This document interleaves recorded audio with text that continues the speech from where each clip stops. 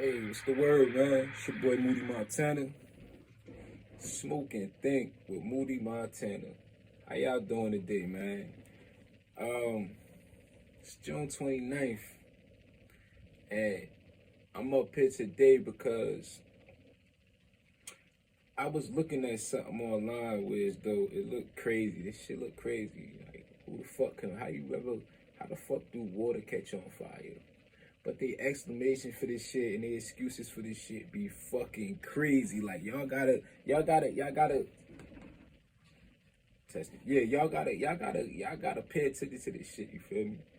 How the fuck last year, like I ain't see none of this shit until just now. How the fuck last year, and I seen it from my boy on TikTok. How the fuck last year a motherfucking in the middle of the fucking ocean, a fire broke out.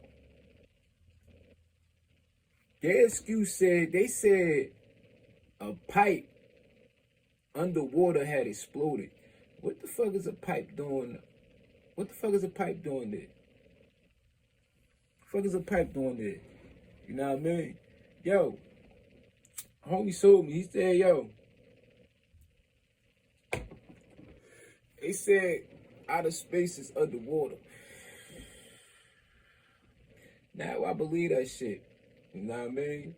You got the submersible, that shit imploded, and they got big ass pieces. How the fuck did something implode? Implode sounds worse than explode.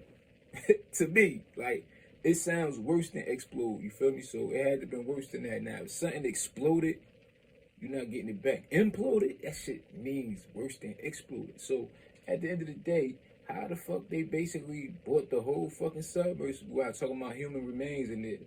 How? How? It's a fucking lie. Now, this shit right here, they saying a pipe underwater. What the fuck a pipe go underwater for? You feel me? Titanic disappears.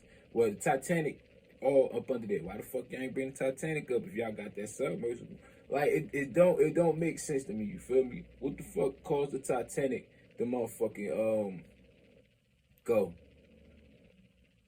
It's just certain places, like they say, like motherfucker the Bermuda Triangle.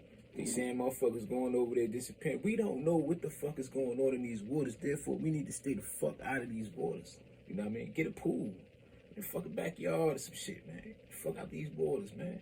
But look at this shit right here, though. And tell me what y'all think about it. It still boggles the mind to look at it. It may look just like a scene from a disaster movie, but this is real. This video captured today when the ocean caught fire in the Gulf of Mexico just west of the Yucatan Peninsula. Those dramatic images of the ocean aflame quickly going viral on social media. Some people calling it an eye of fire, while others said it looked like the portal to hell opening up. Pemex, the Mexican state-run oil company, says an underground natural gas pipeline sprung a leak that caused that mid-ocean fire. A number of firefighting boats pumped water onto the fire for nearly 5 hours until it was eventually extinguished. They put out a fire on the ocean. An oil platform nearby knocked down. So basically, right here, it looked like what I think happened is something blew up under that motherfucker. They done shot something down under that motherfucker. That's a missile. Like, something happened underwater where the United States is responsible for that shit. Ain't no pipe explode. Ain't none of that goofy ass shit happen. Like, come on, who the fuck is y'all talking to, bro? Like, we been dumb long enough. You know what I mean? Y'all forced us to go to school. You know what I mean? Like, not saying that it's wrong, but the shit y'all was teaching us in the progress was wrong. I knew something was wrong with school. Let me tell you how fucking this mind worked. I knew something was wrong with school when motherfuckers I was in class with that couldn't read at all. I'm talking about they couldn't read at all, graduated. I'm talking about, you notice this shit from like 5th grade, 6th grade, 7th grade, like, and it's a joke, like, yo, this motherfucker can't read. Motherfucker graduated. Never got held back, nothing. They just pushing motherfuckers on. But the motherfuckers that's cutting school and shit, they sending them to court. And they sending their moms and them to court and finding them and shit, you feel me? Like, all to go to school and be lied to about history. You can't make this shit up. You can't make this shit up. They say America is the best place to live. Where's the lie?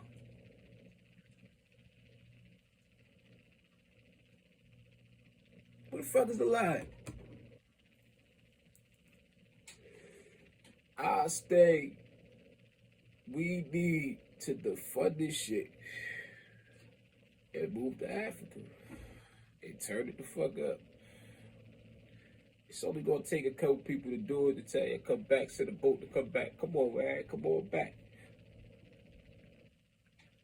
This shit ain't working. This shit ain't working. Us at the bottom, they setting us up to go to jail, setting us up to break our families up. They got the music encouraging these bitches.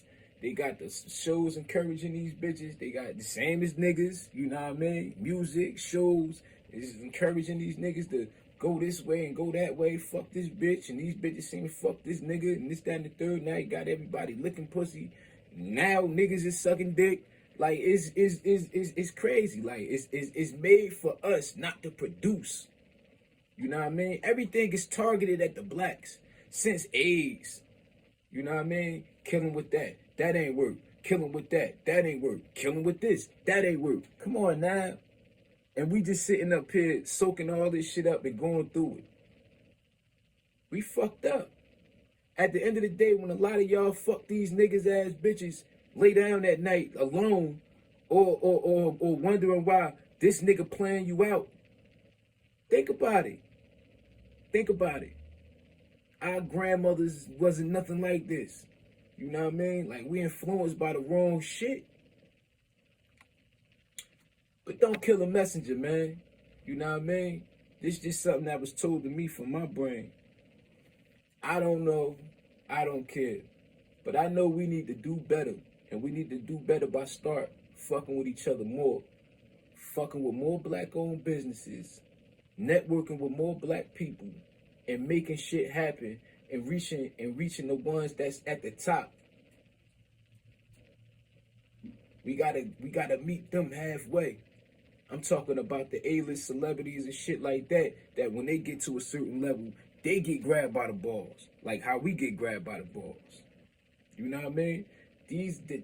That's the dots we gotta connect. You know what I mean? So, fuck all that. Ain't no such thing, you know what I mean? Yeah, family is family, but we are the real family. Somehow, some way, everybody is connected. You know what I mean? Stop thinking that nigga around the corner is your op. Don't shoot this nigga because, you know what I mean? Like, we gotta stop all this violent shit and all that shit, bro. Like, we gotta get back on track, bro. You feel me? Because the devil is at work. And if you don't think the devil is real, something is fucking wrong with you. Because that motherfucker out here and working. Working. Matter of fact, take a look at this shit right here. This motherfucker got an interview with the devil. Lucifer. Motherfucker got a mask on. It's a unique mask. Look, Lucifer in the flesh. Do you know how many journalists would kill? But you probably do. Saying, first, I want to say thank you to agreeing to this interview because I know you are very busy person. You can't ignore that shit. Yes. When I first seen this interview, I usually like to fly under the radar, but I figured since I'm already on the campaign trail, why not? Thinking. Okay. Check this shit out. First, let's talk about your reign. Now, you've had a fairly long one. What would you attribute to your success and popularity? Oh, that's easy. Every generation is the same. I appeal to their lust and ego. I offer all the sex, wealth, and fame a person could want. Do as thou wilt has been my campaign slogan from the start. And my campaign platform hasn't changed either. I run on the same 3 issues every generation. Lust of the flesh, lust of the eyes, and pride of life. Okay. When you say lust of the flesh, what exactly do you mean? Come on now. What do I mean? Isn't it obvious? I just use humans' own innate physical desires against them. And since sexual desire seems to be the most powerful, I usually run with that. Now, I didn't create sex. But I must say, I've done a superb job at perverting it. Take pornography, for example. Well, you should know a lot about this one, Ivan. Weren't you addicted to porn? This interview is about you, not about me. Can we get back on subject? Now, where was I? Oh, yeah. What I do is gradually get someone addicted to porn. And once lust has had its full work and he and she can no longer restrain themselves, they usually look to act out their fantasies on someone. And sometimes that someone is a child. Now, if my plan plays out perfectly, that abused child will eventually turn to a life of promiscuity and perversion themselves, allowing me to continue my vicious cycle. And here's the kicker. Many of those abused girls end up right in the porn industry. Now, how's that for irony? The second thing you had mentioned, I believe, you said lust of the flesh, lust of the eyes. Can you elaborate? Humans are never satisfied. You always crave more. Bigger house, bigger car, more money, more power. The list goes on and on. I just take their natural ambitious desire, pervert it, and use it against them for their own destruction. My plan is to allow them to never be content. As long as I can keep them craving what others have, I can depend on them to argue, fight, even kill to get it. Humans are so easily tricked into jealousy. And you know what they say. Jealousy is as cruel as the grave. Yes, I have heard that before. The last thing you had mentioned was, I believe, pride of life. Now, how does this fit into your campaign platform? Humans are always on a quest for knowledge. I tricked the first humans to seek carnal knowledge over godly wisdom, and it's worked like a charm every generation since. With more knowledge comes more pride. And you know pride is my specialty. And since humans don't like to keep God in their wisdom, I'm able to seduce them with all types of things to help puff up their ego. Lately, fame has been my biggest seller. Who doesn't like attention and feeling more important than the next person? Once I make them famous, I can really use them to promote my agenda. With their help, I've convinced half of the world to not only accept sin, but to celebrate it. Do you know what has been my most enjoyable pride campaign to date? No, what? Well, my gay pride campaign, of course. Not only do I get the chance to promote your own self-destruction, I get to use God's logo, the rainbow, to do it. Love is love, right?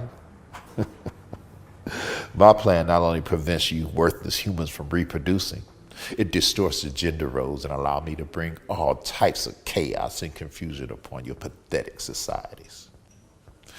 This has been so successful, I've got men convinced they're women, and women convinced they're men, and some convinced they're no gender at all. And I've got 2 more Pride Initiative campaigns I'd like to introduce in the near future. Really? I'm guessing you probably want me to ask you what they are, right? Well, first, it's abortion pride.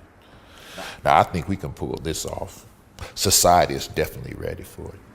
I've enlisted to help a Planned Parenthood to work with marketing and promotions. And all we'll have to do is silence the so-called abolitionists and pro-lifers, because the rest of the church doesn't seem to care. And second is pedophilia pride. Now, society might not be ready for this one just yet, so we'll hold off. I need to desensitize them a little more before we introduce it. Okay. Let's change gears for a minute and talk about policy. Some may consider your policies destructive, dangerous even. What would be your response to that? What would you say to your detractors? All of my policies are aimed to do one of 3 things: either steal, kill, or destroy. And if it's not doing one or all 3 of those things, then it's not in my agenda, and I'm not promoting it. Okay. I'm happy you said that. It seems as if you promote your agenda differently to different ethnicities. If so, why? Of course, I'd be a fool not to. Take black people, for instance. As a people, they're super spiritual, so I can't really convince them that there is no God. What I have been able to do as of late is convince him that he's not the God of the Bible. Now, I've been real successful at promoting black consciousness and Islam in their communities. I'm so happy you mentioned black people. It seems as if we've been at the very top of your agenda for quite some time. Why is that? A few reasons. Black people help me reach the masses. Now, as you know, I was over music in heaven. My beats were so dope, I got over a third of the angels to follow me. And once I got here to the earth, I needed artists and entertainers to help me promote my message here. Who better than black people? Black people possess all the natural rhythm and music ability that I need. And it's easy for me to influence them with money since so many of them grew up without it. Another reason I target black people is because they're strong mentally and physically. If black men were to ever find their identity in Christ, I'd be in trouble. So I try my best to destroy the black family structure and keep black men away from his family and the church. Drugs and incarceration are a couple of my more popular means. Without the head of the household present, I can become the head and influence the children without too much resistance. So you mean to tell me that your policies are intentionally racist against black people? Racist? This has got to be the best law I've ever come up with. Now, I can't believe that humans still believe they're different races. But to answer your question, yes. It has always been my policy to target and isolate a group of people. And out of all my strategies, this skin color thing has worked the best. I definitely want to keep white people and black people separated. As long as I can keep black people bitter and white people offended, I'm good. Hopefully black people will never forgive. That way I can continue to use them. Okay, my question is, what role, if any, does your administration play in this black on black crime epidemic? Well, as great as my administration is, we can't take all the credit for this. Black people help us tremendously. By aborting so many of their babies, they allow us to bring death to their communities. As the Bible says, they sow the wind and reap a whirlwind. When implementing all of these policies, do you ever face any resistance or pushback? And if so, from who? One group in particular try to oppose every policy I try to implement. I would be so much further along in my agenda if it wasn't for them. So what group is that? Those pesky, born-again Jesus followers. They're a real thorn in my side. They come together and try to dismantle one of my signature policies. Now, I've convinced half of the world that Jesus didn't exist and the other half that he wasn't divine. But I can't seem to convince them. They seem hell-bent on telling everybody about him and spreading his message. Some of them believe he's coming to unseat me in this generation. Crazy, huh? I'll tell you, those idiots are really messing with my legacy.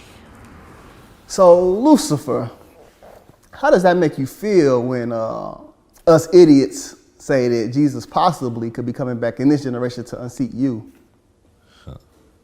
Y'all been saying that for centuries.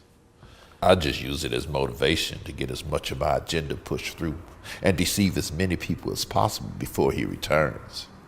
I think I've done pretty well. My record speaks for itself. About 150,000 people die each day, and most of them don't know Jesus. 150,000 people. Whew. Well, you know what? This concludes our interview. I want to say thank you for an open, honest, pretty frank discussion with me. Is there any last words you would like to leave with our viewing audience? Yes. I'd like to take this moment and give a special thank you to two groups of people. First, I want to say thank you to all my followers. You are the hands and feet of my administration, and we could do nothing without you. Keep up the good work spreading my message. And second, I'd like to say thank you to the divided church.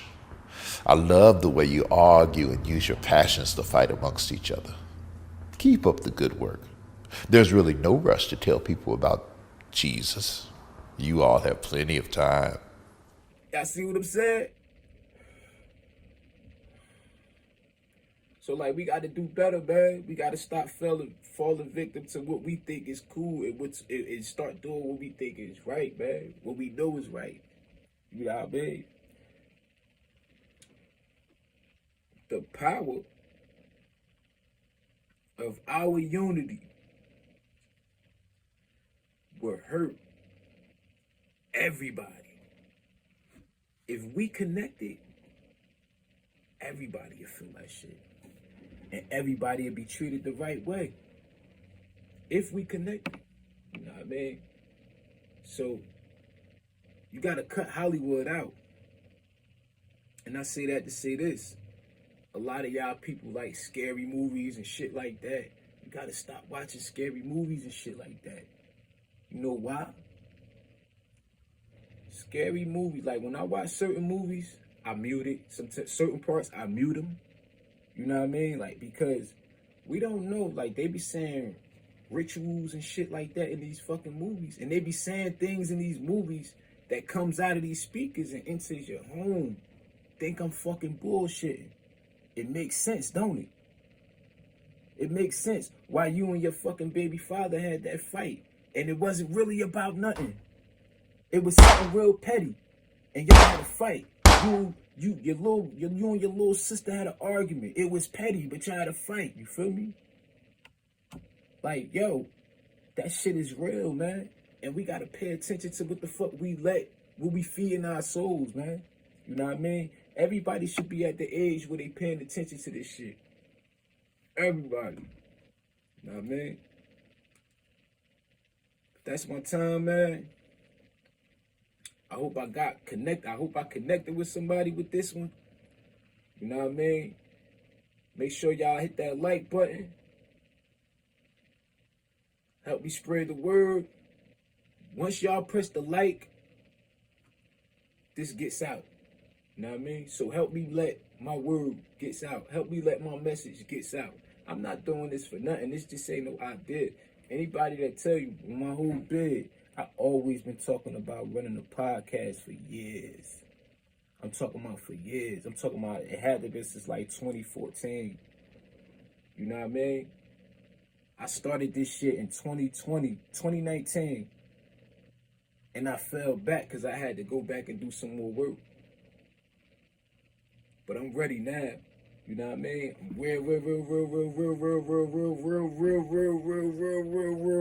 rolling, baby. It's like, nah, let me stop. But look, make sure y'all fuck with me, man. And make sure y'all hit that like and subscribe button so y'all can get the alerts on the next thing. I'm about to start uploading like 3-4 times a day. You know what I mean? All good shit. All good shit. So holla at me, man.